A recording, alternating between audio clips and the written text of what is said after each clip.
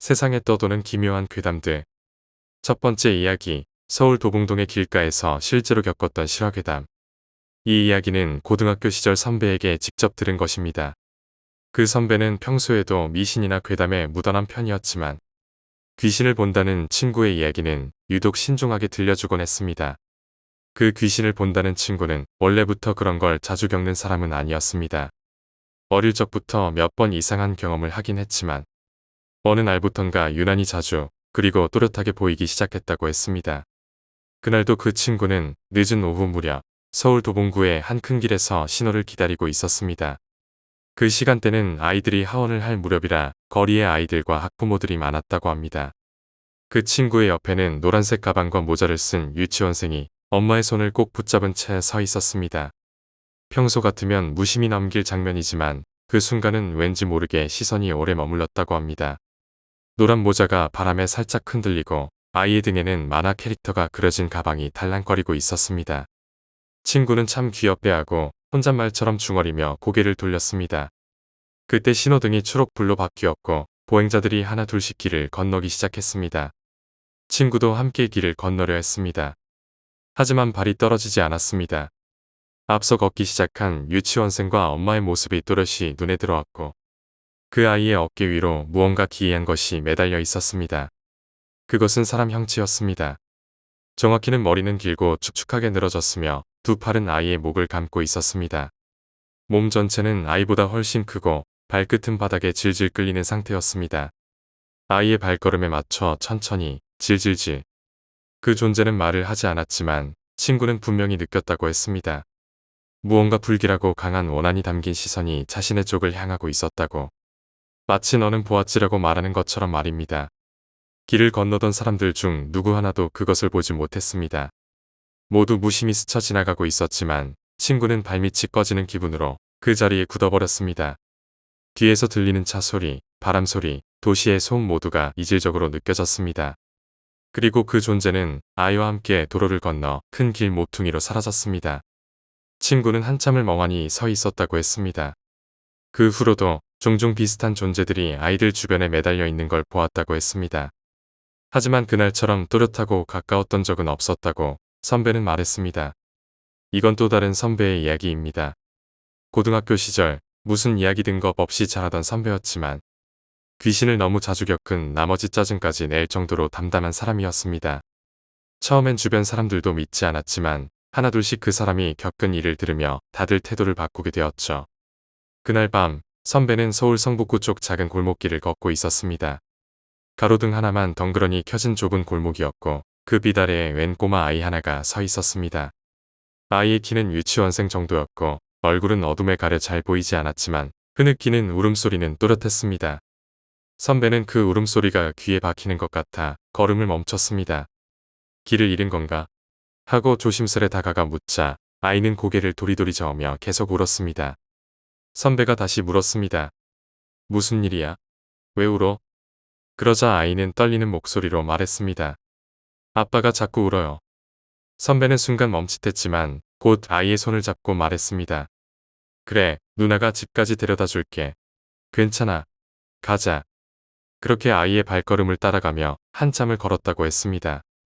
아이의 손은 작고 따뜻했습니다. 마치 진짜 살아있는 아이처럼 손가락 사이로 땀이 배어 나올 정도였습니다. 그러다 어느 집 앞에 도착했을 때 선배는 고개를 들고 주위를 둘러봤습니다. 그 집 대문 위에는 하얀 등이 달려 있었습니다. 누가 봐도 초상집이었습니다. 선배는 순간 집에 초상이 났구나 하고 생각하며 아이를 내려다봤습니다.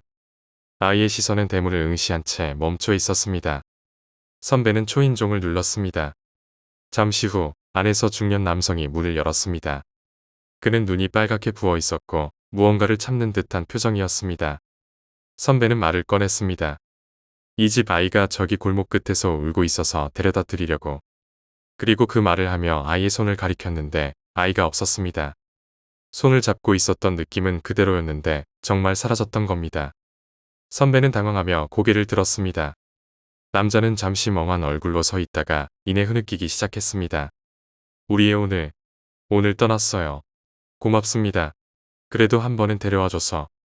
그날 이후 선배는 그 집 장례식장을 직접 찾아갔다고 했습니다. 꽃이 가득한 조문실, 흰 천 사이로 웃고 있는 아이의 영정사진을 보고 선배는 말없이 눈을 감았다고 했습니다.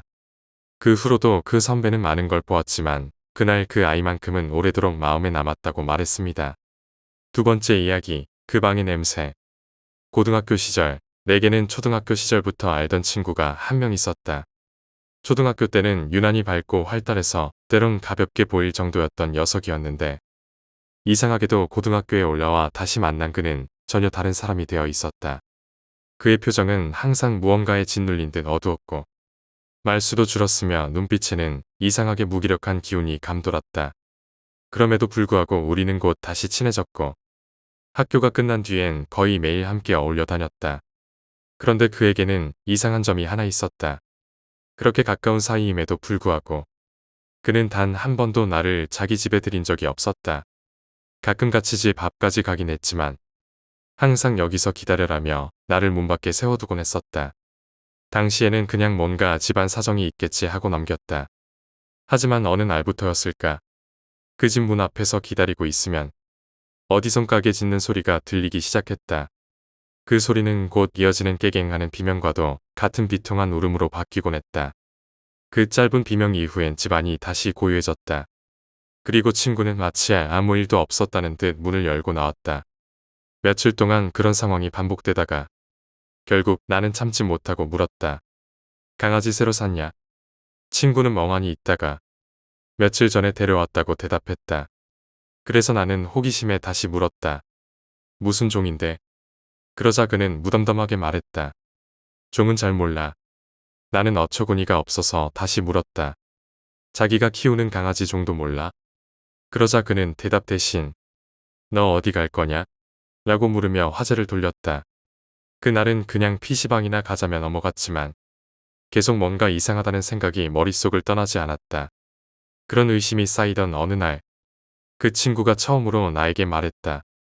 들어와. 뜻밖의 말이었다. 나는 잠시 망설이다가 이상하리만치 음침한 분위기에 이끌리듯 조심스레 집 안으로 들어섰다. 집은 조용했고 어두웠으며 어딘가 썰렁했다. 그때 문득 궁금해졌다. 이렇게 큰 집에 부모님은 계시는 건가? 나는 조심스럽게 물었다. 어머니는 안 계시냐? 그러자 친구는 갑자기 짜증을 내며 말했다. 들어오게 해줬으면 됐지. 왜 그렇게 말이 많냐? 그 말투에 나는 기분이 상해. 왜 지랄이냐? 고 되물었지만 어차피 무슨 사정이 있겠지 싶어 억지로 넘겼다. 하지만 의문은 사라지지 않았다. 전에는 들리던 강아지 소리가 그날은 전혀 들리지 않았기 때문이다. 나는 다시 물었다. 강아지는? 그는 짧게 대답했다. 이제 없어. 그의 반응은 이상할 만큼 담담했다. 그가 옷을 갈아입는 동안 나는 몰래 집안을 구경하기 시작했다. 방 안을 살피다 보니 집안의 대부분은 평범했다. 그런데 단 하나, 한 방만이 딱 잠겨 있었다. 가까이 다가가 손잡이를 돌려봤지만 역시나 잠겨 있었다. 그때 마침 친구가 나와서 말했다. 뭐해? 여기 와. 나는 응 하고 대답했지만 마음속에는 묘한 불안이 피어올랐다. 그 방의 문을 살짝 본 순간 문틈 아래에 무언가 붉은 얼룩이 보였다. 나는 물었다. 문에 이거 뭐야? 피 같은데? 친구는 얼버무리며 말했다. 별거 아냐. 그러더니 갑자기 말했다. 나 슈퍼 좀 다녀와야 하는데 라면 좀 사올게. 나는 기회라 생각했다. 난 컴퓨터나 할게. 그는 집요하게 같이 가자고 했지만 결국 혼자 나갔다. 그가 나가고 문득 그 방 문 앞에 다시 섰다. 자세히 보니 문에는 강아지의 발톱 자국 같은 긁힌 흔적도 있었다. 마음이 급해졌다. 나는 동전을 꺼내어 조심스럽게 문을 열었다. 그 문이 열리는 순간 지독한 악취와 썩은 피냄새가 코를 찔렀다. 나는 그대로 화장실로 달려가 구토했고 전신에 닭살이 돋으며 몸이 떨려왔다. 다시 정신을 가다듬고 방으로 돌아와 확인한 광경은 참혹 그 자체였다. 그 방에는 죽은 강아지, 고양이, 심지어 토끼와 새 등 여러 동물의 시신이 있었다. 벽에는 핏칠이 되어 있었고 누군가 손으로 문질러 쓴 듯한 날 수 없는 흔적들이 있었다. 나는 무슨 정신이었는지 그 방 문을 다시 잠그고 아무 일도 없었던 듯 세수를 한 뒤 컴퓨터 앞에 앉았다. 얼마 뒤 친구가 돌아왔다. 그는 냄새를 맡았는지 조용히 물었다. 너 그 방 문 열었냐? 나는 얼어붙었다. 그 순간 느꼈다. 열었다고 말했다가는 진짜로 무슨 짓을 할지 모른다는 것을. 나는 천천히 고개를 저으며 말했다. 아니, 안 열었어. 그는 잠시 나를 바라보다가 라면이나 끓여 먹자며 주방으로 향했다. 나는 라면을 억지로 넘기고 겨우 자리를 떠났다. 집에 돌아오는 길, 다리에 힘이 풀리고 온몸에 소름이 돋았다. 경찰에 신고할까 고민도 했지만 왠지 모르게 말하기 어려웠다. 다음 날 나는 학교에서 조심스럽게 떠봤다. 너희 집 그 방에 뭐가 있냐? 냄새가 이상하더라. 그러자 친구는 웃으며 말했다. 방 청소 안 해서 그래. 더러워서 남한테 보여주기도 그렇고. 그 순간 나는 터뜨리고 말았다. 봤어. 그 방 안. 친구는 내 말을 듣자마자 말도 없이 자리에서 일어나 교실 밖으로 달려나갔다. 그날 이후 그는 학교에 다시 나오지 않았다. 졸업할 때까지 그의 얼굴을 볼 수 없었고 우리는 몇 번이나 친구들과 함께 그 집에 찾아갔지만 아무도 응답하지 않았다. 경비 아저씨도 모르겠다는 말뿐이었다. 그의 전화도 이미 해제된 상태였다. 한참이 지나 다른 친구에게 전해 들었다. 어머니가 돌아가신 뒤 그는 무너졌고 결국 어디론가 사라졌다고. 지금 그는 어디서 무엇을 하고 있을까? 그리고 그 방의 침대 위에 누워있던 그 사람만 한 형체는 정말 사람은 맞았을까? 그것이 그의 어머니였을까? 혹은 전혀 다른 존재였던 걸까? 세 번째 이야기, 도쿄 맨션에서 피를 묻힌 남자. 도쿄 도심 한복판, 이름 있는 방송인 이마다는 어느 날도 평소와 다름없이 분주한 촬영을 마친 뒤 늦은 밤 집으로 향했습니다. 그의 집은 번화한 거리에서 약간 떨어진 고요한 주택가의 맨션. 흔히 말하는 일본식 아파트였습니다. 일을 마치고 들어오는 길, 익숙한 엘리베이터 앞에 섰을 때쯤 그는 지친 눈으로 천천히 닫힌 문을 바라보고 있었습니다. 잠시 후 띵 하는 소리와 함께 엘리베이터 문이 열렸고 그와 동시에 한 남자가 안에서 나왔습니다. 그 남자는 모자를 깊게 눌러쓰고 있었으며 고개는 바닥을 향해 축 늘어뜨린 채였습니다. 이마다는 엘리베이터에 타기 위해 움직였고 그 남자와 마주치는 순간 어깨가 살짝 부딪혔습니다. 아, 죄송합니다. 이마다가 예의 바르게 사과했지만 그 남자는 아무 말도 없이 고개를 든 기색도 없이 그대로 복도를 따라 걸어가 버렸습니다. 그 행동이 무례하게 느껴졌지만 하루의 피로 탓인지 이마다는 굳이 더 생각하지 않고 집 안으로 들어갔습니다. 집에 들어오자마자 옷을 벗으려던 그는 거울 앞에서 문득 이상한 것을 발견했습니다. 그 남자와 부딪혔던 어깨 부분, 셔츠에 붉은색 얼룩이 묻어 있었습니다. 그것은 선명하게 말라가고 있는 핏자국이었습니다. 처음엔 벽에 닿은 줄 알았던 얼룩이 찬찬히 살펴보니 사람의 체에 분명히 피였습니다. 기분 나쁘네. 작은 짜증을 품은 그는 옷을 갈아입고 샤워를 마친 뒤 별다른 생각 없이 그대로 잠들었습니다. 이마다는 평소처럼 다음 날 촬영장으로 향했고 그렇게 그날의 일은 조용히 지나가는 듯했습니다. 며칠이 지난 어느 늦은 오후 그는 집에서 잠시 휴식을 취하던 중 초인종 소리에 고개를 들었습니다. 현관문에 달린 작은 문안 유리를 통해 바깥을 살펴보니 제복을 입은 경찰관 한 명이 문 앞에 서 있었습니다. 문을 열지 않은 채 그는 안쪽에서 조심스레 물었습니다. 무슨 일이신가요? 그러자 경찰관은 진지한 표정으로 말했습니다. 죄송합니다. 며칠 전 이 맨션에서 살인사건이 발생했는데요. 혹시 수상한 인물이나 특이한 점을 보신 적은 없으신가요? 그 말에 이마다는 순간 그날의 피 묻은 셔츠와 고개 숙인 남자가 머리를 스치듯 떠올랐습니다. 하지만 그는 곧 머리를 저었습니다. 만약 그 이야기를 꺼낸다면 경찰 조사는 물론이고 드라마 촬영이나 예능 녹화에 모두 영향을 주겠지. 방송인으로서의 삶은 바쁘고 정돈되어 있어야 했고 이런 일에 얽히는 건 치명적인 스케줄 차질로 이어질 수 있었습니다. 아니요, 그런 건 본 적 없습니다. 짧고 단호한 대답에 경찰은 고개를 끄덕이며 물러났습니다. 그렇습니까? 협조 감사합니다. 경관이 돌아간 후 이마다는 문 앞에서 한동안 멍하니 서 있었습니다. 그리고 얼마 뒤 그는 뉴스 채널을 통해 놀라운 사실을 접하게 됩니다. 화면에는 자신이 살고 있는 맨션이 비춰지고 있었고 그 사건의 전말이 상세히 보도되고 있었습니다. 사건은 실제했고 피해자는 같은 건물 6층에 사는 여성으로 밝혀졌습니다. 그녀는 여러 차례 흉기에 찔린 흔적이 있었고 현장에서 범인의 흔적이 거의 발견되지 않아 한동안 수사가 교착 상태에 빠져 있었습니다. 그런데 뉴스는 마침내 범인을 체포했다는 소식을 전하고 있었습니다.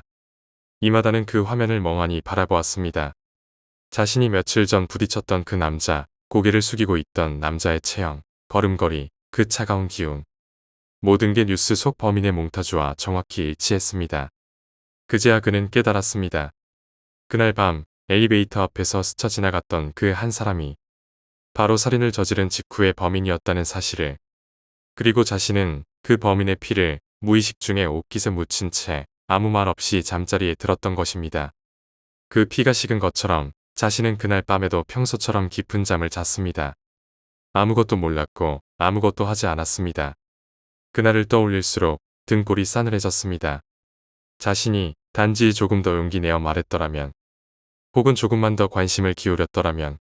하지만 이미 지나간 그 밤, 그는 단지 셔츠에 묻은 피를 세탁기에 넣고 살인자의 체온이 아직 남아 있었을지도 모를 그 흔적을 아무렇지 않게 씻어내버렸던 것입니다. 네 번째 이야기, 그림자. 그 일은 제가 고등학교 2학년 때 벌어졌습니다. 계절로 치면 여름이었고 아마도 1학기 기말고사 기간이었던 것으로 기억합니다. 그날도 다른 시험날과 마찬가지로 아침부터 4교시까지 시험이 있었습니다. 시험이 있는 날이면 평소와는 다르게 자리 배치가 변경됩니다. 저희 학교는 시험을 치를 때 5열 7행, 그러니까 한 줄에 7명이 앉는 식으로 정리했었습니다. 예를 들어 1번부터 7번까지가 첫 번째 줄, 8번부터 14번까지가 두 번째 줄, 이런 식으로요. 당시 제 번호는 4번이었습니다. 4교시까지 모든 시험을 마치고 친구들끼리 복도에 모여 평소처럼 어수선하게 이런저런 이야기를 나누고 있었습니다. 날씨가 더워서인지 다들 지쳐 보였고 그래도 시험이 끝났다는 해방감에 떠드는 목소리는 점점 커졌습니다. 그렇게 시간이 지나고 있을 무렵 조용히 서 있던 12번 친구가 갑자기 입을 열었습니다. 야, 나 2교시 때 진짜 이상한 거 겪었어. 우리는 얼른 그 주위로 몰려들었습니다. 12번 친구는 조금 떨리는 목소리로 이야기를 이어갔습니다. 시험 다 풀고 졸려서 엎드려 자고 있었거든. 꿈에 엄마가 나왔어. 근데 내가 엄마 부르니까 갑자기 귓가에서 무슨 낯선 여자 목소리가 내 엄마 여기 없는데 하면서 웃더라.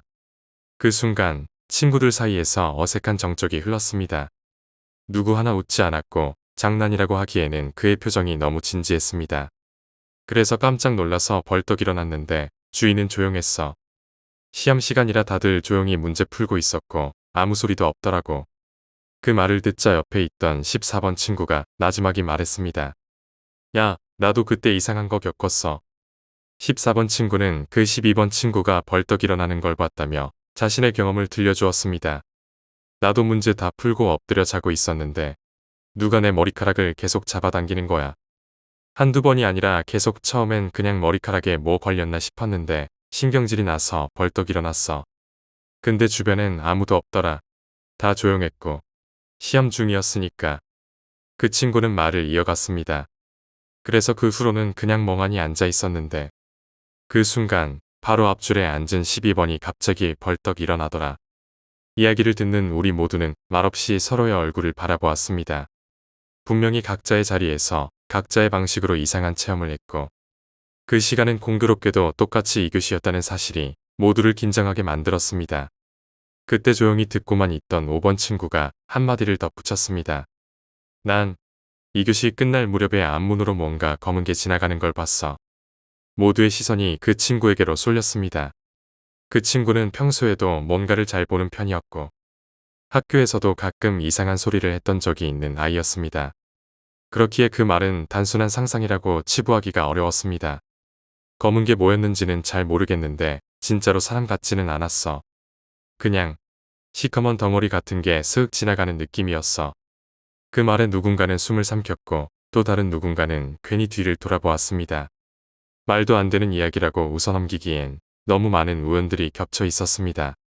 2교시라는 동일한 시간, 엎드려 잠든 친구들의 기묘한 체험. 그리고 누군가 본 검은 형체. 이야기를 마친 후에도 우리는 잠시 말을 잇지 못하고 조용히 서 있었습니다. 여름날의 열기는 그대로였지만 등줄기엔 서늘한 기운이 스며들었습니다. 그리고 그날 이후 교실의 12번 자리 근처에 앉기를 꺼려하는 아이들이 생기기 시작했습니다. 물론 시험이 끝난 후라 자리는 다시 제자리로 돌아갔지만 말입니다. 이상하리만큼 생생했던 그날의 기억은 시간이 꽤 지나서도 잊혀지지 않았습니다. 그날 교실에는 정말 무언가가 함께 있었던 걸까요? 아니면 더운 여름날의 피로가 만들어낸 우연이었을까요? 지금 생각해도 잘 모르겠습니다. 5번째 이야기, 머리 없는 할아버지. 이 이야기는 제 동기가 직접 겪은 체험담입니다. 원래는 다른 중대에 있던 친구였는데 자대 배치를 받고 얼마 지나지 않아 저희 중대로 전입을 오게 되었습니다. 그때만 해도 우린 서로 얼굴만 간간히 알고 지내는 정도였고 특별히 깊게 얘기를 나눈 적은 없었습니다. 하지만 시간이 흐르고 생활관에서 틈틈이 이런저런 이야기를 나누게 되면서 자연스레 친해졌고 그 녀석이 겪었던 일을 듣게 되었습니다. 정말 말도 안 되는 이야기였지만 그 녀석의 표정은 진심이었고 농담처럼 넘기기엔 어딘가 모를 진실함이 묻어 있었습니다. 그 친구가 전입 오기 전 소속되어 있던 중대는 이른바 경비중대였습니다. 주요 임무는 GOP나 GP처럼 외곽 지역을 경계하며 하루 종일 초소에서 근무를 서는 역할이었죠. 중대원들에게는 보상휴가 10일이라는 소소한 보상이 주어졌지만 그에 못지않게 고단한 하루하루의 연속이었습니다. 그 동기도 마찬가지였습니다. 신병대기 상태를 벗어나자마자 바로 초소 근무에 투입되었고 하루하루를 말 그대로 버틴다는 말로 버텨내고 있었다고 했습니다. 전입 후 약 일주일쯤 지났을 무렵 사건이 벌어졌습니다. 그날은 저녁 근무였다고 합니다. 벤트였는지 BBNT였는지는 정확하지 않다고 했지만 아무튼 해가 막 넘어가고 어스름이 깔릴 무렵의 교대 근무였습니다. 하필이면 근무지가 고가 초소였답니다. 그 초소는 산 중턱쯤에 위치해 있어서 오르기도 힘들고 한여름에는 벌레와 더위에 한겨울에는 바람에 뼛속까지 시려지는 곳이었다고 합니다. 게다가 고도가 높다 보니 주변 지형이 훤히 내려다보여 심리적으로도 불안한 느낌이 강했습니다. 실제로 저도 한번 섹터 점검차 올라가 본 적이 있었는데 그곳은 가히 무서울 정도로 잘 보이는 곳이었습니다. 당연히 신병인 친구는 부사수, 그리고 같이 나간 사수는 상병이었습니다. 초소에 도착하자 사수는 별말 없이 누웠고 친구는 조용히 총기를 잡은 채 외곽을 주시하고 있었습니다. 초소 안의 조명은 흐릿했고 바깥은 점점 어두워져 가고 있었습니다. 눈앞은 희미한 안개처럼 뿌옇고 바람결에 풀잎이 스치는 소리가 간간히 들려올 뿐이었습니다. 한참을 그렇게 서 있었을 때였습니다. 산비탈 아래쪽 어둠 속에서 무언가 움직이는 형체가 보였다고 합니다. 처음엔 고라니인가? 라고 생각했답니다. 어둠 속에선 사람이나 동물이나 제대로 구분이 되지 않기 때문입니다. 하지만 그것은 두 발로 직립보행을 하고 있었다고 했습니다. 분명히 사람이었습니다. 친구는 당황해서 눈을 몇 번 비볐고 어쩌면 눈에 착각일 수 있다고 스스로를 다독였답니다. 밤 근무에선 어두운 곳을 오래 바라보면 눈에 화상이 생기기도 하니까요. 하지만 그 형체는 멈추지 않고 점점 초소 쪽으로 다가오고 있었습니다. 결국 친구는 사수를 흔들어 깨웠습니다. 저기, 누가 오고 있는 것 같은데요? 사수는 처음엔 귀찮다는 듯이 몸을 일으켰다가 창문 밖을 바라보고는 순식간에 창문을 닫고 초소 안으로 엎드리더랍니다.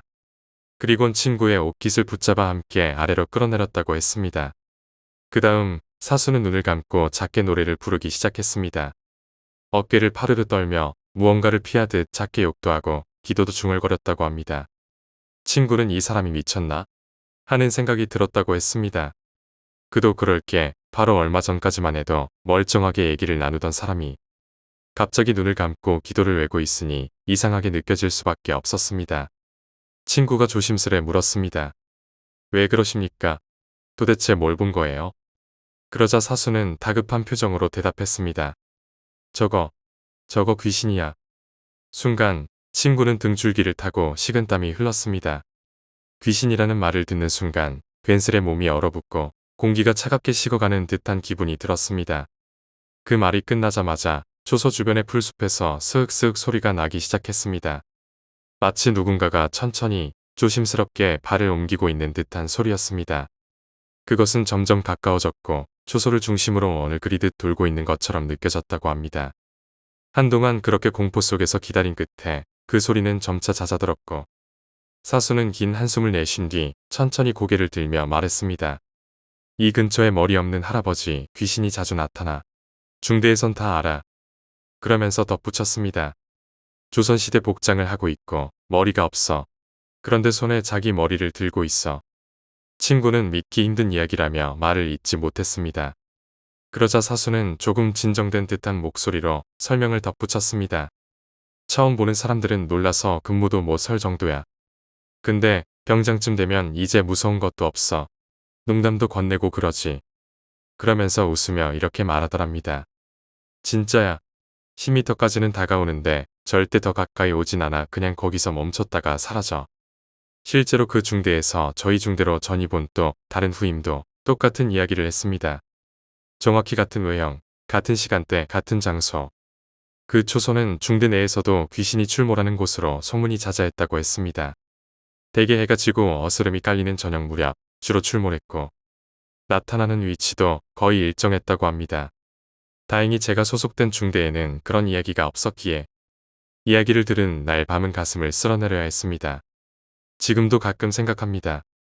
그 머리 없는 귀신은 오늘 밤에도 그 고가 초소 주변을 조용히 순찰하고 있을지도 모른다고. 어둠 속 어디선가 그 손에 머리를 들고 우릴 지켜보고 있을지도 모른다고 말입니다. 6번째 이야기, 응급실. 응급실로 전화가 걸려온 건 늦은 오후 무렵이었다. 수화기 너머로 들려오는 간호사의 목소리는 또렷하지 않았다. 단지 떨리고 있었고 무엇을 말하려는지조차 알 수 없었다. 그녀는 문장을 완성하지 못한 채 몇 번이나 말을 반복했다. 과장님, 응급실로 빨리 좀 내려와 주세요. 지금 사람이 어떤 일인지 묻는 내 질문은 무력했다. 그녀는 지금 무언가 감당할 수 없는 장면을 마주한 듯했고 간호사로서가 아니라 한 인간으로서 감정이 무너진 상태였다. 그때 나는 직감적으로 알았다. 단순한 사망사고가 아니었다. 이 병원 응급실에서 몇 년을 함께해온 베테랑 간호사가 이토록 겁에 질린 목소리를 낸다는 건 평범한 일이 일어났을 리 없다는 의미였다. 나는 전화기를 놓자마자 복도를 가로질러 계단을 뛰어 내려갔다. 응급실 문을 열자 강한 소독약 냄새와 함께 낯선 침묵이 맞았다. 소란스러워야 할 공간은 정적에 잠겨 있었고 간호사들 대부분이 스테이션 구석에서 서로를 붙들며 울고 있었다. 그리고 그날 내가 본 것은 평생 지우지 못할 장면이었다. 침상 위에는 화상을 입어 부풀어 오른 작은 아이가 누워 있었다. 피부는 검게 그을려 있었고 살결의 원형은 형체를 알아볼 수 없을 정도로 뒤틀려 있었다.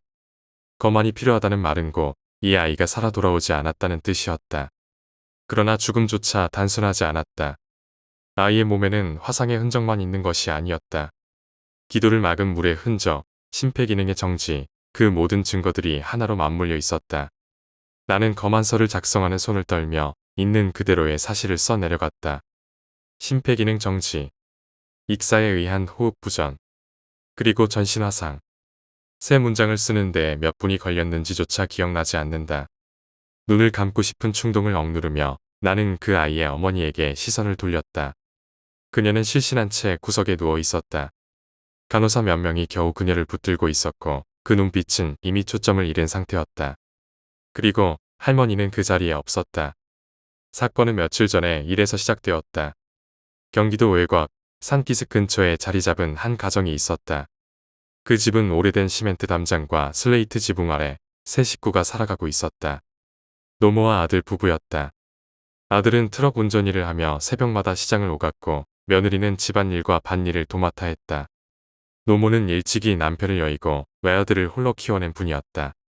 고된 삶은 그녀의 몸에 흔적을 남겼고 특히 노년기에 접어들며 치매 증상이 나타나기 시작했다. 하루 중 20시간은 또렷했지만 남은 몇 시간은 그녀 자신조차 자기를 잃었다. 특히 밤이 되면 그녀는 다른 사람이 되었다. 환각과 망상 속에서 자신이 누구인지 여기가 어디인지조차 혼란스러워했다. 그렇다고 종일 곁을 지킬 수는 없었다. 생활이 빠듯했고 그녀가 대부분 멀쩡했기 때문이다. 결국 가족들은 밤에만 방문을 잠그거나 낮엔 간단한 심부름을 할 때 잠시 혼자 두는 식으로 일상을 유지했다. 그날도 며느리는 장을 보기 위해 집을 비웠다. 늦둥이로 얻은 아이는 할머니에게 맡기고 버스를 타고 시내시장으로 향했다. 노모는 손자를 무척이나 예뻐했다. 그날 아침에도 평소처럼 손주의 뺨을 쓰다듬으며 재롱을 보았고 며느리도 큰 걱정 없이 외출할 수 있었다. 2시간이 조금 지나 며느리가 돌아왔을 때 집안은 조용했다. 현관문을 열고 들어서자마자 할머니가 반갑게 맞았다. 수고했다. 배고프지? 곰국 끓여놨다. 얼른 밥 먹자. 그 말에 며느리는 잠시 멈칫했다. 소고기도 없고 사골도 없는 집이었다. 냉동고를 정리할 시간도 없었고 어제까지만 해도 곰국을 끓인다는 이야기는 없었다. 그녀는 어딘가 모르게 이상한 기분을 품은 채 부엌으로 향했다. 그리고 그곳에서 그녀는 정신을 잃었다. 솥안에서는 김이 모락모락 피어오르고 있었다. 뚜껑을 열자마자 풍겨나온 것은 단순한 국물의 향이 아니었다. 육수라기엔 너무 진했고 고기라기엔 너무 섬뜩한 무언가였다. 그 안에는 아이가 들어있었다. 형체는 부풀어 있었고 뜨거운 수증기와 기름기가 뭉친 상태에서 더 이상 사람이 아니었다. 정신을 잃은 며느리는 부엌 바닥에 쓰러졌고 그 소리에 이웃이 뛰어왔다. 그리고 구급차가 도착했다. 아이의 몸은 이미 숨을 쉬지 않았고 검안을 위해 병원으로 옮겨졌다. 그렇게 나는 그 아이를 보게 되었다. 이후의 이야기는 알지 못한다. 그저 내가 해야 했던 의무는 아이의 검안서를 작성하고 의료 기록을 남기는 일이었다. 나는 기록지에 간단한 단어들로 적었다. 심폐기능 정지, 익사에 의한 호흡 부전, 전신화상. 그러나 그 단어가 결코 이 일의 전부를 설명해주진 못했다. 그 뒤로 할머니는 어디에 있었는지, 경찰 조사 후 무슨 결과가 나왔는지 나는 알지 못한다. 나는 의도적으로 관심을 끊었다. 그저 기도했다. 가족이 완전히 무너지지 않기를. 그 누구도 이 고통을 원한 것이 아니었기를. 그리고 다시는 이런 기록을 쓰는 일이 없기를. 7번째 이야기, 문틈 너머. 이 이야기는 내가 고등학생 때 한참 이사를 준비하던 시기에 직접 겪은 일이다. 그때 우리 집은 이사하기를 딱 일주일 앞두고 있었고 그래서 온 집안은 박스며 가구며 뒤섞인 혼잡하고 어수선한 상태였다. 그날 아침 나는 여느 때처럼 학교에 갔다. 등교할 땐 유난히 날씨가 흐렸다. 회색빛 구름이 낮게 깔리고 금방이라도 비가 쏟아질 것 같은 습한 공기에 친구들도 전반적으로 기분이 가라앉아 있는 듯했다. 그런 흐릿한 분위기 속에서 누군가가 무서운 이야기를 꺼냈다. 누군가 가위 눌림을 이야기하기 시작했고 다른 친구들도 각자의 경험을 얘기하기 시작했다. 나는 단 한 번도 가위 눌림을 겪어본 적이 없었기에 그저 듣기만 했다. 솔직히 그때는 친구들의 이야기가 부러웠다. 진짜 그런 거 한번 겪어보고 싶다. 나는 속으로 그렇게 생각했었다. 그때는 정말 아무 생각 없이 말했었다. 학교를 마치고 집에 도착한 건 밤 11시쯤이었다. 나는 원래 일찍 자는 편이었기에 그날도 씻고 나서 곧장 잠자리에 들었다. 방 안은 조용했고 창밖에서는 부슬부슬 빗방울 떨어지는 소리가 들려왔다. 그렇게 평소처럼 누워서 잠을 청했는데 한참을 자고 있다가 문득 눈이 떠졌다. 그런데 뭔가 이상했다. 정신이 흐릿하고 몽롱했다. 몸은 분명 침대에 누워 있었지만 의식은 꿈속에 있는 것처럼 멍했다. 내 방 침대에서는 문이 정면에 보이는데 그 문이 살짝 열려 있었고 거실 쪽에서 희미한 불빛이 새어 들어오고 있었다. 그리고 사람들 목소리가 들려왔다. 처음엔 부모님인 줄 알았다. 아빠, 엄마가 거실에서 얘기하고 있는 줄 알고 그쪽으로 나가보려고 몸을 움직이려 했다. 그런데 움직이지 않았다. 그 순간 느꼈다. 아, 이게 거위구나. 무서움보다는 이상하게도 그 순간만큼은 호기심이 먼저 들었다. 그래서 그냥 가만히 있었다.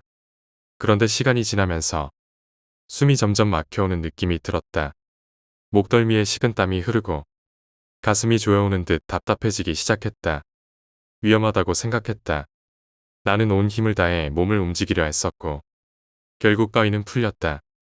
벌떡 일어나 거실 쪽을 바라보니 불은 꺼져 있었고 집은 그저 어두운 밤이었다. 다음 날 나는 아침 식사 자리에서 부모님께 물었다. 어젯밤에 아빠, 엄마 거실에서 얘기했어? 아버지는 술에 취해 일찍 잠들었다고 했고 어머니도 그날은 피곤해서 바로 잤다고 했다. 순간 소름이 끼쳤다. 그 목소리는 분명히 생생했는데 정말 사람 목소리가 아니었을까? 그렇게 처음 겪은 가위 눌림은 단지 이상한 체험으로만 남았다. 그리고 일주일 뒤 우리는 새로운 집으로 이사를 갔다. 낯선 동네, 낯선 방. 며칠이 지나면서 전에 거의 눌림도 조금씩 잊혀갔고 나는 새 집에서의 생활에 적응해가고 있었다. 그러던 어느 날, 그날은 유난히 깊은 밤이었다. 나는 늘 그렇듯 똑바로 누워서 잠이 들었고 새벽 3시쯤 눈은 감고 있었지만 잠에서 깨었다는 느낌이 들었다. 그런데 몸이 다시 움직이지 않았다. 거위다. 이번에는 겁이 났다. 눈을 감고 있었지만 분명히 누군가 내 앞에 있다는 기분이 들었다. 그 직후 나는 본능적으로 눈을 떴고 그 순간 숨이 멎을 뻔했다. 내 얼굴 바로 앞. 코가 닿을 정도로 가까운 거리에 아기의 얼굴이 떠 있었다. 희미한 눈빛과 웃고 있는 입. 나는 그 자리에서 움직이지 못한 채 그저 눈을 감고 죽는구나 하는 생각만 떠올렸다. 그 아기의 얼굴은 마치 죽은 사람처럼 창백하고 눈빛은 비정상적으로 또렷했다. 귀에서는 누군가 킥킥거리며 웃는 소리, 아이 울음소리, 그리고 천장에서 쿵쿵 소리가 나기 시작했다. 나는 온몸의 근육을 짜내어 간신히 몸을 움직였고 벌떡 일어나 방 안에 불을 켜고 거실, 욕실, 주방 모든 전등을 켰다. 심장이 미친 듯이 뛰었고 입술은 말라붙었다. 한참을 앉아 숨을 고른 끝에 다시 방으로 돌아가 침대에 누웠다. 그런데 또다시 거위가 왔다. 이번에는 눈을 뜨지 않았다. 소리는 같았다. 천장 쿵쿵, 애기 울음. 하지만 나는 눈을 뜨지 않았다. 두려웠다. 또 그 얼굴을 볼까봐 필사적으로 몸을 움직여 겨우 풀고 나서도 겁이 나서 침대에서 일어나지 못한 채 그대로 누워있다가 어느새 잠이 들었나 보다. 며칠 뒤 나는 결국 그 일을 엄마에게 말했다. 그러자 엄마는 아무렇지 않게 말했다. 아이고, 우리 이사 오기 한 달 전에 4층에서 아기 하나가 떨어져서 죽었다더라. 그래도 그게 액땜이라 생각하자. 순간 온몸에 다시 소름이 돋았다. 내가 봤던 그 얼굴, 그 애기의 얼굴은 단순한 꿈이 아니었다. 그날 이후 나는 밤에 혼자 자는 게 무서워졌다. 2년이 지난 지금까지도 가끔은 그 웃음소리가 들리는 것 같고 천장에서 쿵쿵거리는 소리에 잠에서 깰 때도 있다. 나는 그날 이후로 잠이 무섭다. 8번째 이야기, 찬송가가 깨운 아이. 제가 7살 무렵의 일입니다. 당시 아버지는 평일은 물론이고 주말에도 일을 나가시는 날이 많았습니다. 누나가 한 명 있었는데 초등학생이던 누나는 토요일이면 아침 일찍 학원에 나갔습니다. 저는 아직 유치원에 다니지 않던 때였기에 집에 혼자 남는 일이 많았습니다. 어머니께서는 장을 보러 가시거나 동네 일을 보러 자주 외출하셨습니다. 누나는 혼자 있는 것을 무서워했기에 동생인 저를 돌보는 것도 어려워했고 자연스럽게 저는 집을 혼자 지키는 일이 많아졌습니다. 그 당시 여름은 유난히 더웠습니다. 기록적인 폭염이 이어졌고 뉴스에서는 연일 선풍기 질식사 사고가 보도되고 있었습니다. 창문을 닫은 채 선풍기를 틀고 자다가 사망한 사람들이 있다는 뉴스가 반복해서 나왔고 어른들은 그런 뉴스를 들을 때마다 걱정을 했습니다. 그날도 마찬가지였습니다. 어머니는 장을 보러 시장에 가신다고 하셨고 저는 방 안에서 낮잠을 자고 있었습니다. 방문은 꽉 닫혀 있었고 선풍기는 침대 위 제 얼굴을 향해 계속 돌아가고 있었습니다. 어쩌면 모기가 들어올까봐 문을 닫은 채 선풍기를 켜두신 건 어머니의 나름대로의 배려였을지도 모릅니다. 그런데 지금 생각해보면 그건 굉장히 아찔한 조치였습니다. 얼마나 시간이 지났을까요? 저는 깊은 잠에서 깨어났습니다. 잠에서 깨운 건 바로 어딘가에서 들려오는 찬송가였습니다. 여러 명의 사람들이 함께 부르는 듯한 목소리였고 그 소리는 마치 교회 예배를 드리는 것처럼 느껴졌습니다. 아직 어린 나이였지만 교회는 다녔기에 그 찬송가가 낯설지 않았습니다. 아, 교회 사람들이 우리 집에 왔나? 하고 생각하며 방에서 나왔습니다. 그러나 거실로 나와보니 집 안에는 아무도 없었습니다. 문도 잠겨 있었고 텔레비전이나 라디오도 꺼져 있었으며 창문 바깥에서도 아무런 소리가 들리지 않았습니다. 집안은 이상하리만큼 조용했습니다. 그런데도 방금 전까지도 분명히 귀에는 찬송가가 맴돌고 있었습니다. 정말 선명하게 여러 사람의 합창이었습니다. 당시엔 뭔가 잘못 들었나 보다 하고 금세 잊어버렸습니다. 하지만 지금 돌이켜보면 그날의 그 소리는 평범한 것이 아니었다는 생각이 듭니다. 특히 저에겐 어릴 때부터 앓던 천식이 있었습니다.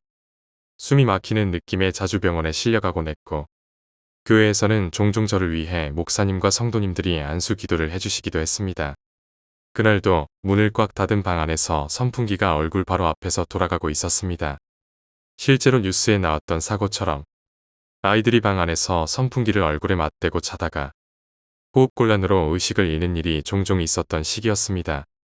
그런 걸 전혀 모르고 자고 있던 제게 그 찬송가가 들려온 겁니다. 잠을 깨고 거실로 나간 그 순간 공기가 이상하게 무겁게 느껴졌습니다. 등줄기를 따라 식은 땀이 흘렀고 숨이 조금 가빴던 것도 기억납니다. 하지만 문을 열고 거실로 나오자 금세 숨쉬기가 편해졌습니다. 마치 누군가 일부러 절 깨우기 위해 노래를 불러준 것 같다는 생각이 듭니다. 지금 와서 생각해보면 그 찬송가는 누군가가 제게 위험하다고 일어나야 한다고 말해주는 신호 같았습니다. 그 일이 있고 나서도 저는 간혹 혼자 집에 남겨졌지만 그날처럼 선풍기를 얼굴에 직접 틀고 자는 일은 없어졌습니다. 어머니도 그 뒤로는 방문을 꼭 닫지 않으셨고 종종 선풍기 대신 창문을 열어두셨습니다. 그리고 저는 지금도 가끔 생각합니다. 만약 그때 찬송가가 들리지 않았더라면, 내가 계속 그 방에서 자고 있었다면, 정말 그 뉴스에 나왔던 사고처럼 나도 그렇게 그날 찬송가 소리가 들렸던 건 우연이었을까요? 아니면 기도를 받던 어린 시절의 나를 지켜보던 누군가의 손길이었을까요? 그날 이후 저는 그 찬송가를 들을 때마다 조금은 울컥해지는 감정을 느끼게 되었습니다. 말하지 못한 고마움이 가슴속에 남아있는 듯합니다. 9번째 이야기, 선풍기 너머의 그것. 그건 내가 중학교에 다니던 여름밤이었다. 기억을 더듬어 보면 그날은 유난히 더운 날이었다. 나는 어릴 적부터 몸에 열이 많은 체질이었고 작은 소리에도 쉽게 깨는 예민한 성격을 가졌는데 그건 어머니에게서 물려받은 것이었다. 어머니 역시 조그마한 소리에도 잠에서 벌떡 일어나곤 했고 그런 면은 나에게도 고스란히 전해졌던 것 같다. 그래서 여름밤의 더위와 작은 물소리 하나도 때로는 나를 깊은 잠에서 쉽게 깨워버리곤 했다. 그날 밤 아버지와 나는 마루에서 함께 잠들었다. 선풍기를 머리맡에 두고 회전 기능을 켠 채로 2시간 타이머를 설정해 놓았다. 차가운 바람이 교대로 스쳐가며 이마와 볼을 식혀주고 그 덕에 잠시나마 더위를 잊은 채 깊은 잠에 빠졌던 것 같다. 그런데 어느 순간 귀에 울리는 소리가 나를 잠에서 깨웠다. 처음에는 선풍기 소리가 이상해진 건가 싶었는데 곧 익숙한 소리로 변했다. 쾅쾅 울리는 소리, 찌지직 울리는 전류 소리, 그리고 천둥 번개의 굉음. 눈을 떠보려 했지만 나는 안구건조증이 심해서 잠에서 막 깬 순간에는 눈을 제대로 뜨지 못하는 경우가 많았다. 그날도 마찬가지였다. 눈을 감은 채 귀에 집중했다. 창밖에서는 마치 하늘에 구멍이라도 난 것처럼 폭우가 쏟아지고 있었다. 비가 처절하게 창을 때리고 천둥이 구름 사이를 찢으며 몰아쳤다. 어떻게든 눈을 반쯤 떴을 무렵 아직 침침한 시야 속에서 어렴풋하게 형체 하나가 눈에 들어왔다. 마루 뒤편 선풍기여. 거기에 누군가 쭈그려 앉아 나를 보고 있었다. 그 모습이 너무 익숙해서 별다른 의심 없이 생각했다. 아, 엄마도 천둥 소리에 깨셨구나. 나는 눈을 비비지도 않고 중얼거렸다. 엄마도 깼어? 그 형체는 잠시 정적을 흘린 후 아주 자연스럽게 대답했다. 낯설지 않은 목소리였다. 엄마 특유의 피곤한 듯 낮고 간결한 반응. 나는 다시 창문을 바라보며 말했다. 근데 비 진짜 많이 온다. 그리고 다시 마루 위 그 자리를 바라보았다. 그런데 거기에는 아무도 없었다. 선풍기만이 돌고 있었다. 아무렇지 않게 회전을 반복하며 내 얼굴을 향해 찬 바람을 뿜어내고 있었다. 나는 한참을 그 자리를 바라보았다. 단순한 착각일까? 아니면 내가 혼잣말한 건가? 아무리 생각해도 분명히 나는 누군가의 대답을 들었다. 그리고 그 목소리는 어머니의 것과 흡사했다. 하지만 어머니의 방은 거실 건너편, 닫힌 문 너머였다. 그 시간에 그런 자세로, 그런 조용한 톤으로 내 앞에 앉아 있었을 리가 없다. 혼잣말이었다고 치기엔 너무 생생한 그 감각. 대답과 침묵 사이의 흐름까지 자연스러웠던 그 기묘한 순간. 다음 날 조심스레 어머니께 물어보았다. 어제 천둥 번개 때문에 깨셨었어요. 어머니는 고개를 저으며 대답하셨다. 난 자다가 그런 소리 못 들었는데. 나는 웃으며 넘겼지만 속은 그렇지 못했다. 그날 이후로도 마루에서 자는 일이 드물어졌다. 그리고 지금도 가끔 여름밤 천둥이 치고 비가 쏟아지면 나는 그때 그 순간이 떠오른다. 죽으려 앉아 내 얼굴을 보던 그 존재는 정말 엄마였을까? 아니면 그날 밤에만 잠시 그 자리에 있던 다른 무언가였을까? 10번째 이야기, 모래 속에서 올라온 그녀. 정확한 시기는 알 수 없습니다. 어느 시절, 어느 해인지 불분명하지만 이야기의 무대는 경기도 어딘가의 산기슭이었습니다. 광역 혹은 광현, 영광인지 정확한 지명은 전해지지 않지만 분명 광이라는 글자가 들어간 지역이라고만 기억하는 이가 전해준 이야기입니다. 그 산 아래에선 한창 토목 공사가 진행 중이었습니다. 산을 깎고 땅을 고르며 새로운 도로인지 혹은 건축 부지인지를 만드는 작업이 한창이었다고 합니다. 당시는 중장비가 모래를 나르고 인부들은 땀 흘리며 공구를 나르고 있었고 아직 본격적인 구조물에 틀이 들어서기 전에 풍경이었다고 합니다. 공사는 힘들었지만 아저씨들은 틈날 때마다 모래 언덕 위에 삼삼오오 모여 술을 마시거나 담배를 피우고 그늘 하나 없는 모래 더미 위에 돗자리를 깔고 낮잠을 청하곤 했습니다. 그렇게 여러 날이 흘러가던 어느 날 그중 한 아저씨가 이상한 광경을 목격했습니다. 모래 언덕 위 표면에서 2m쯤 떨어진 곳에서 튀어나온 밧줄 하나가 천천히 아주 조금씩 모래 속으로 자기 스스로 빨려 들어가고 있었던 것입니다.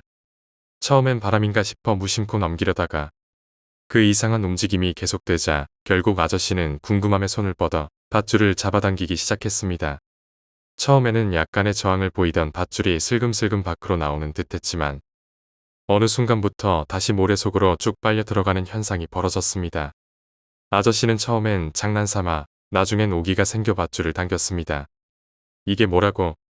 몇 차례 반복하다 결국 밧줄이 손에서 빠져나가자 그는 동료 아저씨들에게 소리쳤습니다. 야야, 이거 좀 이상해. 같이 당겨보자. 그렇게 공사장에 있던 몇몇 인부들이 모래 위로 모여들었습니다. 그들은 번갈아 가며 밧줄을 당겼고 당기면 잠깐 움직였다가도 곧 다시 빨려 들어가 버리는 그 밧줄의 움직임을 보며 신기해했습니다. 그 모습은 마치 보이지 않는 힘과 줄다리기를 하는 느낌이었다고 합니다. 어떤 날은 여러 명이 번갈아 당겨보고 어떤 날은 그냥 지나치기도 했지만 이상하게도 그 밧줄에 대한 집착이 생겼습니다. 심지어 공사장 인부들 사이에선 오늘은 땅이 이겼다. 내일은 우리가 당겨보자는 식으로 농담을 하며 밧줄 당기기를 놀이처럼 받아들이기 시작했습니다. 그리고 5일쯤 지났을 무렵 아저씨들은 결국 공사장 인원 전체를 불러 모았습니다. 이제 진짜 한번 뽑아보자. 도대체 끝이 뭔지 봐야겠다. 그날은 특별히 무더웠고 산을 내려오는 바람은 끈적한 모래 냄새를 몰고 다녔습니다. 15명 가까운 건장한 인부들이 밧줄을 단단히 붙잡았습니다. 구령에 맞춰 모두가 힘을 주자 밧줄은 평소보다 훨씬 빠르게 모래 밖으로 튀어나오기 시작했습니다. 밧줄은 계속해서 길게 끝없이 뽑혀 나왔습니다. 쑥쑥 나오는 밧줄에 모두가 흥분했고 한동안은 웃음과 환호성까지 터졌습니다. 그런데 어느 순간 밧줄이 딱 하는 소리와 함께 무언가에 걸린 듯 멈춰버렸습니다. 누군가 말했습니다. 뭐가 걸렸나 봐요. 계속 당겨봐요. 그 말이 끝나기가 무섭게 밧줄을 잡은 이들이 다시 힘을 모았습니다. 이번에는 마치 딱딱한 무엇인가가 땅 아래에서 끌려오는 듯한 감촉이 손을 통해 전달되었습니다. 그리고 그 밧줄이 끌어올린 첫 번째 것은 사람의 손이었습니다. 모래 더미에서 삐져나온 흰 손. 그 손을 따라 검은 머리카락이 나타났고 이윽고 생머리를 늘어뜨린 여자의 상반신이 땅 위로 끌려 나왔습니다. 누군가 비명을 질렀습니다. 여자는 분명 죽어 있었습니다. 하지만 이상한 것은 그 표정이었습니다. 여자는 눈을 부릅뜬 채 정면을 향해 노려보듯 승시하고 있었습니다. 눈은 완전히 충혈되어 있었고 입가엔 핏자국이 마치 아이가 케첩을 흘린 듯 번져 있었습니다. 입술은 이빨로 씹어 찢긴 듯 갈라져 있었고 손은 죽은 순간까지도 밧줄을 붙들고 있었습니다.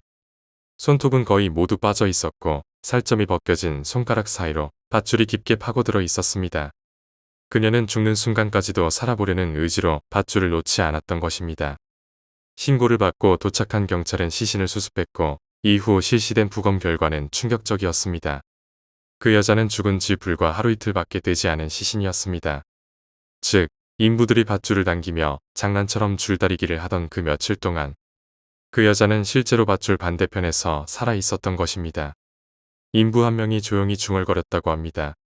그럼 우리가 그 며칠 동안 줄다리기 했던 상대가 그 밧줄의 반대편엔 단순히 땅이나 무엇인가가 아니라 땅속에서 살고자 버티던 한 사람이 있었던 것입니다. 경찰 조사에 따르면 그 여자는 타살로 추정되었습니다. 목을 졸린 흔적이 있었고 범인은 그녀가 죽은 줄 알고 급히 모래더미 안에 파묻었던 것이었습니다. 하지만 기적처럼 그녀는 한동안 살아 있었던 것이었습니다.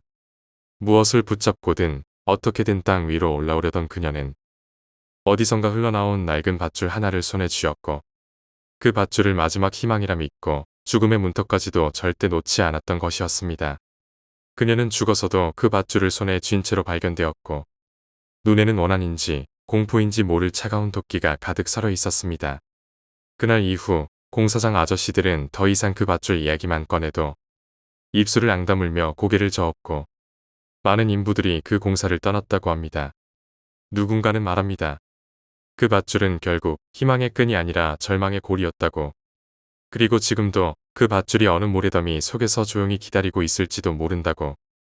11번째 이야기, 화장실 앞에 착각. 나는 어린 시절 부산 영도구에 있는 외할머니 댁에서 꽤 오랜 시간을 보냈다. 그 집 안방은 지금도 기억에 생생할 만큼 또렷한 구조로 남아있다. 작고 오래된 가정집이었고 안방에는 커다란 침대가 하나 놓여 있었다. 그리고 그 침대 옆에는 조그만 공간이 있었는데 나는 그 공간이 편해 보여 항상 그곳에 이불을 깔고 잠을 자곤 했다. 바닥은 서늘했지만 이불을 두 겹으로 덮으면 푹신하고 안락했다. 그 자리는 안방에 붙어있는 화장실 문 바로 앞이었다. 한밤중에도 화장실 불빛이 스며들었고 문에서 풍기는 습기와 묘한 냄새도 익숙한 것이었다. 나는 그런 위치를 별다르게 의식하지 않고 태연하게 잠을 청하던 아이였다. 그러던 어느 날 밤이었다. 자정이 조금 넘었을 무렵 갑자기 잠이 깼다. 이유는 없었다. 그저 눈이 떠졌다. 그리고 나는 이불을 덮은 채 멍하니 천장을 바라보며 누워 있었다. 그 순간 무심코 고개를 돌려 화장실 문 쪽을 보게 되었다. 그리고 그 자리에서 숨이 턱 막혔다. 화장실 문 윗부분, 그러니까 문틀 가장 위쪽 문지방에 이상한 형체가 걸려 있었다. 머리는 축 늘어졌고 온몸은 창백한 색이었으며 긴 머리칼은 땅까지 흘러내릴 듯 처져 있었다. 속옷 같은 희끄무레한 옷차림, 얼굴은 머리카락에 가려져 잘 보이지 않았다. 나는 한순간에 얼어붙었다. 움직일 수 없었다. 심장은 쿵쾅거렸고 손끝마저 마비된 것처럼 아무 반응이 없었다. 부모님은 바로 옆 침대에서 주무시고 계셨지만 나는 그 순간 어떤 도움도 요청할 수 없었다. 입술이 떨어지지 않았다. 내가 고개를 아주 약간씩 움직일 때마다 문지방에 매달린 그 형체의 머리 부분도 함께 따라 움직이는 것처럼 보였다. 내가 갸우뚱하면 그것도 갸우뚱. 나는 그때 진심으로 외치고 싶었다. 덤벼. 죽어도 좋으니까 나와 싸워보자. 그러나 현실은 달랐다. 그 형체를 바라보는 것만으로도 온몸이 마비되는 듯한 공포가 엄습했고 나는 소리조차 낼 수 없었다. 그렇게 얼마나 시간이 흘렀을까. 나는 마지막 용기를 끌어올려 그대로 이불을 들쳐낸 채 벌떡 일어났다. 천천히, 조심스럽게, 그리고 최대한 눈을 크게 뜬 채 문지방을 바라보았다. 그리고 그제야 알게 되었다. 그 형체는 아버지의 흰 셔츠와 검은 양복 바지였다. 세탁을 마친 옷들이 말리기 위해 화장실 문틀에 걸쳐져 있었던 것이다. 젖은 셔츠의 끝이 축 늘어졌고 바지의 실루엣은 어둠 속에서 기묘한 윤곽을 만들었다. 그 조합은 어린아이의 눈에는 마치 목을 맨 귀신처럼 보였던 것이다. 나는 그제야 가슴을 쓸어내렸다. 그리고 바닥에 주저앉아 한참을 멍하게 웃었다. 나는 그날 이후로 한 가지 교훈을 얻었다. 귀신이라는 존재는 반드시 실체가 있는 것은 아닐 수 있다는 것이다. 공포는 종종 확인하지 않은 것에서 비롯된다. 만약 그때 내가 겁에 질려 계속 이불을 뒤집어 쓰고 잠들었다면 그 형체는 평생 내 머릿속에 귀신으로 남아 있었을 것이다. 그리고 나는 아마 지금도 어릴 적 진짜 귀신을 본 적이 있다고 믿으며 살아가고 있었을 것이다. 하지만 나는 그날 직접 확인했다. 내 두 눈으로, 손으로, 마음으로. 그래서 지금은 말할 수 있다. 공포란 우리가 스스로 만들어내는 그림자와도 같은 것이라고. 그러니 여러분도 혹시 어딘가에서 기이한 것을 마주하게 된다면 그 자리를 도망치기 전에 용기를 내어 다가가 보길 바란다. 그 실체가 사실은 흰 셔츠와 검은 바지일 수도 있으니까. 12번째 이야기, 끌려가는 선. 이 이야기는 나의 절친한 친구 A가 직접 겪었던, 지금도 이야기만 하면 등골이 서늘해지는 체험담이다. 당시 그는 대학을 다니면서 아파트 전세방에서 혼자 지내고 있었다. 그런데 어느 시기 친구 B가 사정이 생겨 몇 개월간 같이 지내게 되었다. 둘은 워낙 친했던 데다 생활 패턴도 비슷해서 큰 불편 없이 함께 살 수 있었다. 밤 늦게까지 TV를 보거나 컴퓨터를 하며 시간을 보내는 것이 그들의 일상이었다. 특히 A는 노트북으로 인터넷을 하는 걸 좋아했고 B는 스포츠 채널을 보며 야구나 축구 중계를 보는 것을 즐겼다. A는 방 구조상 인터넷 선을 작은 방에서 거실까지 길게 빼와야 했다. 노트북을 거실 바닥에 두고 인터넷을 하며 TV도 동시에 보곤 했는데 그러다 보면 자연스럽게 둘 다 새벽까지 깨어있는 날이 많았다. 그렇게 함께 지내 어느 날 밤 하루 종일 뿌연 미세먼지가 떠다니던 날이었다. 모든 방에 불을 다 끄고 거실에 조명만 켜둔 채 A는 노트북으로 무언가를 검색하며 시간을 보내고 있었다. 그날따라 B는 평소보다 조금 일찍 피곤하다며 작은 방으로 들어가 잠자리에 들었다. 시간이 얼마나 흘렀을까? A는 갑자기 배의 느낌이 와 화장실로 향했다. 용변을 마친 뒤 다시 거실로 돌아온 A는 아무 일 없었다는 듯 노트북 앞에 앉아 인터넷을 이어갔다. 그런데 그때였다. 작은 방 쪽에서 낯선 소리가 들려왔다. A는 처음엔 B가 자면서 코를 고는 줄 알았다. B는 평소에 코를 고는 습관이 있었는데 그 소리가 마치 코에서 울려 나오는 듯한 이인 같은 특이한 소리였다. 한두 번 정도면 그러려니 했겠지만 그날 들리는 소리는 뭔가 이상했다. 일단 패턴이 불규칙했다. 간격이 일정하지 않고 뭔가 사람이 낼 수 없는 뉘앙스에 낯선 숨소리 같기도 하고 억지 웃음 같기도 했다. A는 그 순간에도 그냥 넘기려 했다. 저 자식 오늘따라 유난히 요상하게 자네. 그러면서 노트북에 집중하고 있었는데 잠시 뒤 이상한 걸 또 하나 느꼈다. 바닥에 뱀처럼 길게 뻗어있는 인터넷 선이 서서히 작은 방 쪽으로 아주 느리게 끌려가는 것이 아닌가. A는 순간 멈칫했다. 이해가 되지 않는 상황. 그는 처음엔 B가 자면서 선을 몸에 걸친 채 뒤척이는 줄 알았다. 그래서 노트북이 바닥으로 끌려가지 않도록 급히 선을 붙잡고 당겼다. 팽팽하게 긴장된 선. 손에 힘을 꽉 줘서 더는 움직이지 않게 붙잡고 있었는데 그 순간에도 그 이상한 으히히 웃음소리는 가끔씩 들려오고 있었다. 그게 B의 소리라고만 믿고 싶었다. 하지만 뭔가가 이상했다. A는 선이 더 움직이지 않게 잡은 채 엉거주춤한 자세로 작은 방 쪽으로 기어갔다. 거실과 작은 방 사이를 어둠이 덮고 있었고 불이 꺼진 복도는 더욱 어두웠다. 작은 방은 현관문 옆에 있는 방이었다. A는 천천히 방 앞에 다가가 문 손잡이를 잡으려던 그 순간 찰칵 갑자기 현관문이 열리는 소리가 났다. A는 그 자리에서 얼어붙었다. 문이 열리고 들어온 사람은 분명히 믿을 수 없게도 B였다. 너 뭐하냐? B는 평소처럼 대수롭지 않게 물었다. 그 순간 A는 손에 힘이 풀리며 그대로 주저앉았다. 입에서는 말이 나오지 않았고 눈만 크게 뜬 채 B를 쳐다볼 수밖에 없었다. 너 자러 간다고 하지 않았냐? A가 겨우 말을 꺼냈을 때 B는 담담하게 대답했다. 담배가 없어서 사러 갔다 왔어. 왜 그래? 그 말을 들은 A는 바로 작은 방 불을 켜달라고 요청했다. B가 불을 켰다. 그 방에는 아무도 없었다. 선이 조금 말려있는 것 외엔 정말 아무 흔적도 없었다. 웃음소리도 코 고는 소리도 그 어떤 기척도 없었다. A는 그날 밤 이후 절대로 혼자 집에 있으려 하지 않았다. 그리고 그 이야기를 들은 B도 이후부터는 혼자 남지 않으려 했다. 그들은 항상 같이 나가고 같이 들어왔다. 몇 달 뒤 B가 일정 때문에 잠시 집을 비우게 되었을 때 A는 미련도 없이 가족이 있는 동네로 이사를 갔다. 그 후로 그 집엔 어떤 일이 있었는지는 모르겠다. 하지만 A는 지금도 그날 작은 방에서 들려온 웃음소리와 현관문 너머에서 돌아온 친구의 얼굴을 잊지 못한다고 말한다. 진짜 그 방에 있었던 건 대체 누구였을까?